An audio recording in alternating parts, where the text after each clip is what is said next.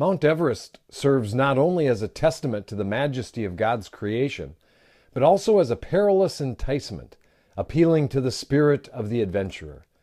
Thousands make their way to Nepal every year in an effort to conquer Earth's highest peak. Why? Because it's there, I guess. About 300 climbers have lost their lives attempting to summit Everest. In fact, over 250 bodies remain on the mountain to this day. It's known as the world's largest open-air graveyard. And the area known as the Death Zone holds a particularly high body count. My name is Tom Miller, and as pastor of Central Assembly in Superior, Wisconsin, I've witnessed more than a few believers enter the death zone of temptation, die on the mountain of compromise, and never return to base camp. It's Fuel for the Fire, volume 697.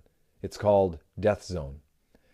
The death zone is the part of the mountain over 26,000 feet above sea level. When the body enters this altitude, it slowly begins to die.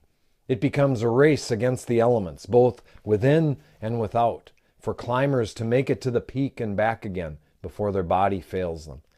The journey up the mountain of Christianity ends poorly for more than we care to think about. Most of those lost on the journey started well. They climbed faithfully for years, some for decades. And then for some reason they began to weaken.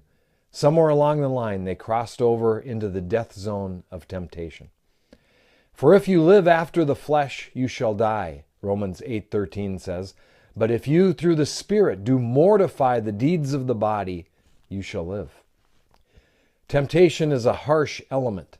When we get to the point where the flesh has gained an advantage over the Spirit, then we're in danger. We may not realize it, but we've started to die.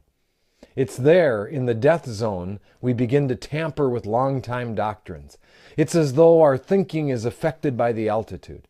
It's in the death zone of temptation where we allow the world to influence our thinking more than the Bible.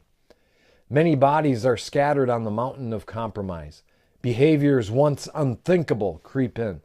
It may be overt sin, but more likely a drop in the standards once held high. Perhaps a neglect of personal disciplines and healthy spiritual habits. For others, it's a pull toward the things of the world. Some become focused on their own comfort and well-being more than the direction and course God would have for them. The death zone of temptation is an open graveyard.